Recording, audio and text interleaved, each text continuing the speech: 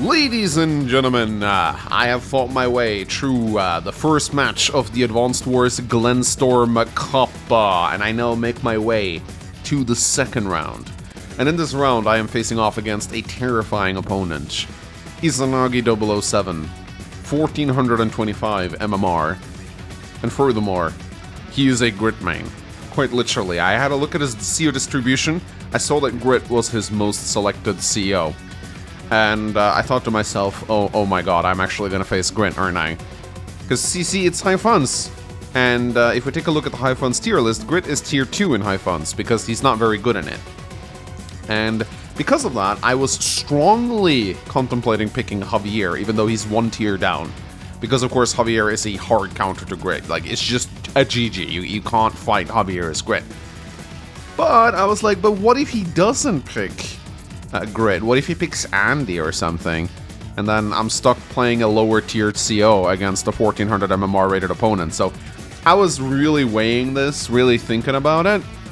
And in the end, I decided to go with the good old safe pick. I decided to pick Funbolt. And it turns out that my opponent did actually pick Grit. So yeah, maybe I should have picked Javier, but it's more exciting this way, I suppose. Now, here's the thing. A lot of people, including a bunch of Grandmasters, told me that they didn't think Funbolt had a very good matchup against Grit, but I know that he does, because I played this matchup a lot. I played it against Aegis when he was Grit. I played it against a bunch of opponents in the Quack Cup. Funbolt is actually amazing against Grit.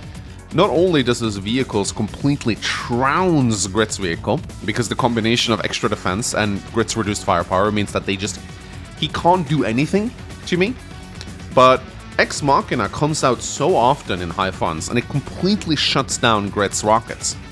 Now, even with that in mind, this is not going to be an easy matchup, because Izanagi really knows how to play Grit, and we're also playing on a map that, I wouldn't say it's like Grit favored, but there are definitely plays for Grit here, because look at all the mountains. This map is called Multifront Drifting. It has airports, which does make Grit a lot weaker, because he ideally wants a land-based map. But it takes a while to get to the airport. They're on the other side of a river, they're far away from the base, and there's lots of properties that you can get. So you can rush for the airport. You're gonna have to base skip a lot if you do that, or property skip a lot. And if you take a look at, like, these mountain ranges right here, for example, very ideal for hiding artillery behind. Very difficult to get a surround on Grit. You got these, like, you got, like, a bunch of rivers here that you can nestle artillery behind, like here. There's a lot of good play for Grit to pull off here, and Izanagi, he knows Grit. He loves picking Grit, so I knew that I was up against a very, very tough opponent and a very, very tough fight. So let's see how it ended up going. Let's put on some chill Grit music, shall we? So, tournament match. I tried to play this very slowly, tried to take my time. Izanagi is player 1, down in the blue trunks down here. And I am Funbolt in the black trunks up here. So this map, it has a strong side, weak side component to it. This is my strong side. This is Izanagi's strong side, 2 base versus 1 base, although the airport does come in at some point and equalizes the playing field. I have to go and get the base immediately, very important. Lots of roads on this map, actually. Roads, they're not connected per se, but you can send like a recon all the way down here. And that's kind of nice. So there are actually some situations where recons might see play on this map, which I like, especially against Grit. Although it is high fun, so generally speaking, the name of the game here is Neo-Tanks. Neo-Tanks and tanks. Medium tanks, don't build medium tanks against Grit, they're too weak. Grit might build some medium tanks, but you should not, because they're just too slow. So I open up a tank on day 3. I'm going to try to pressure him early. Of course, what Grit wants to do in this particular situation is just spam artillery and spam nothing but artillery. Like, again, 90% of his vehicles are going to be artillery. And my job is to try and pressure him so he doesn't get to just ball up. So I move out immediately with my tank. Boom. And I'm going to try to prevent him from just setting up shop and taking me off the map. And here, my initial strategy, as Izanagi builds his second artillery, is I'm going to rush for this airport. I'm going to send this infantry straight to the airport. I'm going to skip, and I'm also skipping a city to get the comm tower. The reason why I'm doing this is because I played, I think, 3 training matches on this map, and I noticed that player 2 actually has difficulties holding on to this comm tower, especially considering Grit can just move his artillery over here and lock it down. I played against Andy and Kindle and also another Foam Bolts, and every single time I was player 2, I struggled to get this comm tower, just due to the way this map is laying out. So this time around, I decided, okay, you know what, I need all the firepower that I can get against Grit, so I'm just going to go get the comm tower immediately. And here's the thing, I'm also going to try and get this comm tower, so I get 20%. Because against Grit, you really do need a lot of firepower to burst through his walls. And if I can get 2 comm towers, that's 30% firepower, which does hit some important benchmarks in killing infantry. So, but yeah, you can see here, I'm just applying a lot of pressure with my initial tank. I build another tank. I'm applying pressure on my strong side, but I'm also building tanks on my weak side, because I don't want to let just... Again, I have to prevent him from getting the artillery together in the middle, which is what he's going for. You can see he's already doing it. He's already moving his... He wants to set up like a giant ball of artillery in the center, control the center properties, and then just work his way out from there. If I let him do that, he wins. There is nothing I can do about it. So here, I already conquer the first comm tower.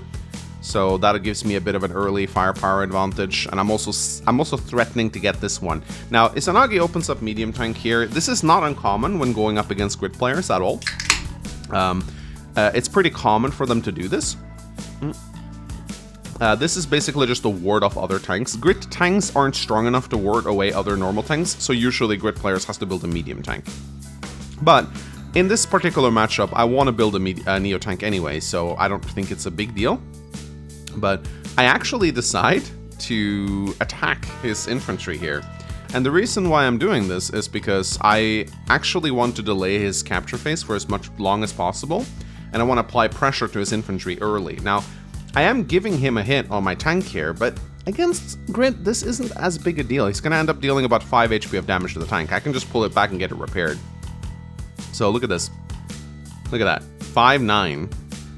That is how much Grit struggles in vehicle combat against Foam Bolts. I can pull this tank back, repair it, and I've delayed his capture phase considerably. He builds another artillery. He has 4 total artillery now, and you can already see his game plan here. He's already moving them into the center. This is what he's going for.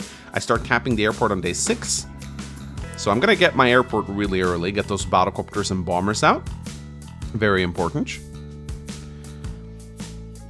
Again, sending my tank out to apply pressure to him. And just continuing to build more tanks. I'm not really scared of this medium tank right here. I feel like I can comfortably dance around it for the time being. And Izanagi once again moving his medium tank back and continuing to move artillery into the center. You can see, of course, I am threatening him a little bit here with this tank, so he can't completely do that. Again, a battle against Grit is really a battle of positioning. It's not letting him set up all of his artillery where he wants to and try to apply as much pressure as you can. But of course, I was sweating in this match. I'm not gonna lie, I was scared because, again, he can build so many artillery per turn, and he has so many good positions to place them in. I was worried he was just going to hit a critical mass really early on. So here, I finally build a Neo tank on day 7 to ward away his medium tank and to get some firepower. But I'm also applying a lot of pressure on Izanagi's comm tower, and I might get it if he's not careful. And here I build a recon, because look at this nice recon highway right here. It can go all the way down here and immediately threaten the artillery in the back line. So recon's actually pretty damn good on this map. And I move my tank over here. My idea is actually to delay the capping of this airport. I'm actually prepared to sack a tank to delay his airport. Because I figure if I can delay his airport, then I can get air superiority. Because Grit players will actually build fighters in a high funds match because they need some way to defend against your bombers. Missiles can actually be used in this format, and I do think Izanagi built a missile this match. They're not terrible in high funds, but they only come in very late. So already here, Izanagi's getting, in my opinion, a little cocky with this rocket right here, building a rocket on day 8. But again, this is he's just solidifying his position here. Again, this is what Grit players will do. They'll open up artillery and then they'll start to roll in rockets into their composition later on. So when I saw this rocket come out, I knew that Izanagi was in for the long haul. But I have my airport now, and this is a big deal, because now battlecopters are going to come out, and battlecopters are amazing against Grit. This forces Izanagi to build anti-air on his weak side, which he really doesn't want to do. But here, I actually move in with a medium tank and I put it in range I move out with my Neo tank and I put it in range of Izanagi's medium tank. This particular engagement here is actually pretty insane. I can't bring up damage calculator in the replay viewer, but if the medium tank attacks my Neo tank, it'll actually take more damage than it deals. That's how unbalanced this matchup is. So I'm actually completely content with doing this. So here I'm starting to move all my vehicles into the center, and I'm going to prepare for a bust here before he builds up critical force of artillery. But again, you just have to be very careful and like dance outside of Grit's range, and once his power fills up, you have to be very careful too, because that means you have to account for the 1 extra range on his artillery. But I decided not to interrupt his airport. He does get it. I decided my vehicle count is more important. And Izanagi does a good job walling off his units here. Our rocket coming into the center. And again, you can see what he's going for. He's not even attacking my Neo tank. He wants the medium tank back to protect his wall. But you can see the Grit artillery wall is starting to form here on day 9, and it's already getting very scary. And I didn't really see any holes in his defenses here. And a second rocket comes out too with an anti-air, so yeah, Izanagi does completely concede this property down in the bottom corner. But my battlecopters are coming in. I'm building a second battlecopter. And here I actually just decide to start attacking his artillery.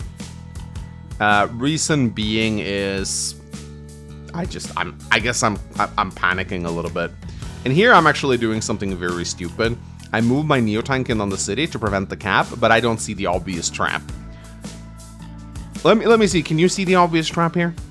Can you see the obvious trap? You might be able to see the obvious trap. Now, this recon is actually doing a very good job defending the comm tower against the infantry, so I'm very glad I built it. And Izanagi is still locking down this comm tower, but he hasn't gotten it though. So, and I don't think he ever will. So I'm just moving infantry in, getting ready to take the comm tower the moment he moves his artillery away. So I'm basically giving away 2 tanks here. But he builds a bomber, and I'm like, why is he building a bomber? Oh, of course. Of course he's building a bomber. He's about to set up a trap. So he's moving all of his units into the center. And look at this, ladies and gentlemen. My tanks get trapped. And not only does my tank get trapped, but he traps my Neo tank with the artillery. So I remember seeing this turn and thinking, damn, this guy is good. Oh, this guy's good. I have no chance against this guy. Look at this. So my Neo tank is gonna die. This tank is gonna get trapped. So that's a masterfully prepared trap by Izanagi there. And at this point, I'm like, yeah, there's no way. There's no way I'm winning this. This is GG. So day 10 rolls in, and I have to think to myself, there is one saving grace with all this, and this trap actually forces him to give up the comm tower, because he has to move this artillery in range. I mean, he could have, honestly, could have kept it, but there's not a guarantee that he would have got my Neo tank with it. So he actually concedes the comm tower to me. I think he felt really confident about his trap here. I think Izanagi thought that this would just be GG, so I can give him the comm tower. I think this was a mistake. I think he should have kept. The artillery actually in position to lock down the comm tower. Maybe moved it down here so he could have gotten it with a power. Because now I'm gonna have 20% firepower over him, and that's actually pretty significant for busting through his walls. So he's just conceding his comm tower. And here I start to just send my vehicles in to do as much damage to him as I can. I do take down 3 artillery, or I take down 1 and I wound 2 others, which is, you know, I'm happy to trade tanks for artillery because artillery takes a lot longer for Izanagi to set up compared to my tanks. So initiative-wise, it works for me. And now my recon is also coming in being very annoying here. And I build my bomber. And I use my infantry to finish off his artillery so he can't repair them. So here I'm kind of content with just doing as much damage as I can and hoping that the 20% firepower from my comm tower will allow me to sweep him once my Ex Machina comes in. But of course, day 11 rolls in, and now I have to be careful because snipe attack is a possibility. And of course, my Neo tank goes bye-bye, as well as my other vehicles. You can see, oof, this is just painful. Ow, ow, ow. Yeah, not great. Not great for me. He's kind of just playing target practice with me. And of course he has to build a fighter because he does. Great players in high funds, they have to build fighters against bombers. Again, he can build missiles, but they're not that great. Not yet. But the problem is right now Izanagi has his superpower ready, which means I have to take into account that all of these units can have 2 extra range, which is so annoying. So I'm looking at this and I'm like, ugh, this is not looking good for me. 127,000 value against 180,000. Grid is outnumbering me. I have a slight income lead, that's about the only thing I have, but I do also have a great firepower advantage in my com tower. So here, once again, I'm just continuing to trade vehicles for his artillery because I cannot let his death ball build up. So I'm just, you know, I'm continuing to sack my tanks into his vehicles. What I'm hoping for here is that the Ex Machina this is why, like, normally I wouldn't do this. If I wasn't Von Bolt, I wouldn't be throwing my tanks into his vehicles. But, because I am Von Bolt, I want to build Power Charge, and my Ex Machina is about to hit, and my hope is that the Ex Machina hits smack dab here in the center, and locks down a bunch of his rockets so I can move in and kill them. That is basically my game plan. And that combined with the 2 com tower and the firepower from the Ex Machina, that's going to set it up to 40% for 1 turn. 40% extra firepower, 20% extra defense. That is quite terrifying. So I build a fighter and a neo-tank. And here I really just have to dance around Izanagi's in range, which is huge at this point. You can see I have to keep my distance if I don't want to get blasted off the map. But I continue to sack a couple vehicles to get a bit of an advantage. And look at this, look at this. Great anti-air does not one-shot Von Bolt battlecopters. I always find this hilarious, not even with the comm tower. And he's setting up his wall now, but a lot of his artillery are actually injured, so. But I do notice one thing here. Izanagi makes a terrible mistake. And I'm not talking about the missiles. The missiles I actually think make sense here, because as you can see, it covers a lot of ground. But I think Izanagi set up this wall right here. No, wait, it's not yet. Sorry, it's not yet. It's next turn. So I thought I was going to attack this turn, but no. I'm planning to attack next turn together with Ex Machina. I think at the moment the Ex Machina is going to hit here, right here, and lock down his bomber and fighter and rocket. So I'm not going to use the Ex Machina. Instead, I'm going to set up to attack, and I'm going to use it next turn. Sitting on your Ex Machina as Von Bolt is actually very annoying, because it forces your opponent to constantly mind their positioning. They really have to use a lot of brain power to set up. But I'm thinking the next turn is going to be when Ex Machina is going to hit. So I'm just pulling back. And you can see this mountain range right here is very good for Izanagi. But day 13 rolls in. He finally starts capturing here, and he's actually going to try and take the comm tower now, I think. So he's actually moving in with his artillery. I don't really know what I'm doing with this recon here. Oh, right, I'm going to try and take his property over here, which is obviously not going to work. But he is setting up into a very, very good position right here. But he makes one massive crucial mistake. He puts his 2 HP infantry. I think he meant to put his full HP infantry here. So this wall right here, it has a crucial flaw to it.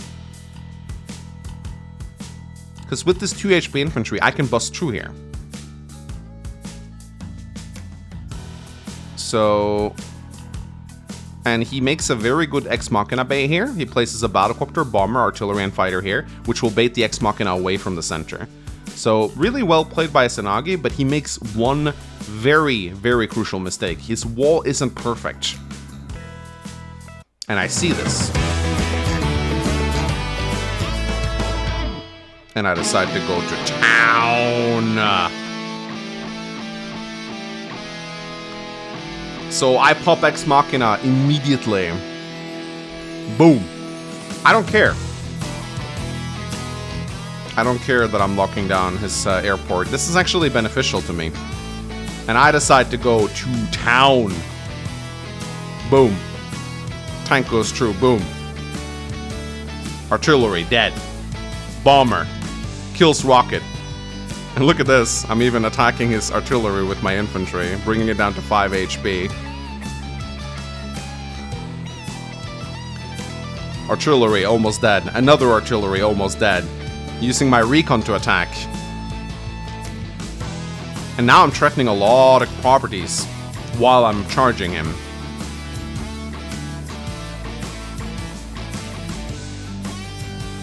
So I'm charging in with a bunch of units here. And I know that the sniper attack is going to hurt, but look at this fighter. It's blocking the medium tank from reinforcing to the right side, and it's also threatening his bomber because of the Ex Machina. 2 Neotanks, 1 Recon. The aggro is on. Day 14 rolls in, and Izanagi pops his snipe attack. And I know this one's gonna hurt. Look at this! Anti-air versus bomber. 5-5. That's disgusting. Missile takes out the battlecopter. Oh, he's pummeling my infantry, but look how tough they are. Look how tough they are. This is grid on his power. My units are very hard to kill right now. But it's a good defense.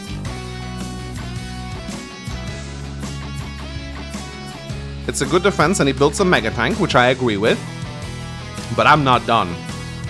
I cap 2 properties, giving me a pretty hefty income lead. I take out his fighter. I attack his rocket, killing it. Boom. Recon comes in to clear out some infantry. I kill the infantry, and bye-bye goes the missile. Fighter comes in, locks down the bomber. Now the airport is gone. Neotank is charging in. Battlecopters coming in. More bombers. I'm not gonna let him get those properties. I get a nice, juicy hit on the medium tank. Even though, yeah, it is in range of artillery, but I don't care at this point. More units are reinforcing it on this side as well. I'm not gonna let him roll me over on this side either. And the attack is on, and Izanagi is holding on for dear life. The mega tank does come in, which is nice. And he protects his properties somewhat. He gets a second snipe attack. And this is gonna hurt. My Neotank is gonna go bye-bye. But look how quickly my power charge is building up. Look how quickly my power charge is building up. I almost have my Ex Machina ready again. Look at this. Look at my power charge. This is ridiculous. And he realizes he's gonna have to deal with another Ex Machina. So my fighter is still uncontested, rolling around, having a field day against his other units. And boom, second Ex Machina, right on the mega tank, completely locking down. Well, actually only 2 artillery, but it also locks down his Neotank, which is actually pretty good for me at the moment. And I'm keeping up the pressure. I'm not gonna let him rest, ladies and gentlemen. I'm gonna go for it. I'm gonna go for the juggler. Bomber coming in, more bombers. I'm rolling in with recons. Now he doesn't have his power anymore, so I can actually get a little bit closer to him. And I'm keeping up the pressure. Only fast vehicles. More recons, more tanks, more Neotanks. Izanagi's holding on for dear life. He's trying to defend, but the Ex Machina is just messing too much with his formation. And here, he's really desperate. He's moving all of his artillery forward, hoping to kind of create a bit of an artillery wall up on the left side here. But it will not hold. His airport is completely gone. He builds another mega tank. You can really tell a grid player is desperate when they're spamming mega tanks in the late game. He needs the firepower. But I just have too many units. Now his anti-air is going to go down. I block his airport with my anti-air. So no more air units are going to come out of him. More Neotanks coming in. And at this point, I'm just wrecking his infantry walls. His last artillery falls. There's only a rocket left in this area right now. And I'm just cruising bombers non-stop. And even on this side, he's building a bit of an artillery wall here, but it's just artillery. He doesn't have anything else to place in front of them, and by themselves, the artillery walls will not hold. Fighter comes in. Day 17 rolls in. I'm kind of surprised Izanagi's still in this, to be honest. I thought he'd resigned a long time ago, but he was feisty. He really wanted to try and push me back. But look how bad his anti-air are against my bombers. He pops another snipe attack. It's not going to hurt so much in the middle. He builds another missile, but the artillery on the left-hand side are actually going to pummel me quite badly. Now he's even threatening this property right here and moving up even more artillery.